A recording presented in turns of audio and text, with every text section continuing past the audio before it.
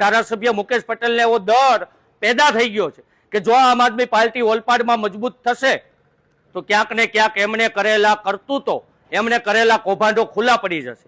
આપણે સૌ જાણીએ છીએ કે વિપક્ષ તરીકે અમારે સામાન્ય લોકોનો અવાજ ઉઠાવવો જોઈએ, પરંતુ આ વિસ્તારના ભાજપના જે ધારાસભ્ય છે, મંત્રી પણ રહી ચૂક્યા છે, આ વિસ્તારમાં એમણે કેવા કેવા કાંડો કર્યા છે એમને ખબર છે।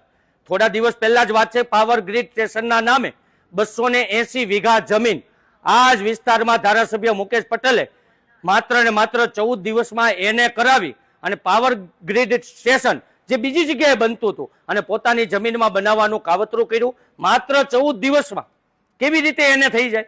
પોતે જમીન ખેડૂતો પાસેથી ખરીદી લેશે સસ્તા ભાવે અને એ જ જમીનમાં પાવર ગ્રીડ સ્ટેશન બનાવવાની વાત કરે છે। 14 દિવસમાં એને થઈ જાય છે તો ક્યાંક ને ક્યાંક એમને પેટમાં તેલ રેડાય છે કે જો હું આ લોકોને દબાવીશ નહીં, જો આ લોકોના હું ઘર તોડીશ નહીં તો આવનારા દિવસોમાં મજબૂત થશે અને મારા કૌભાંડો ખુલ્લા પડશે।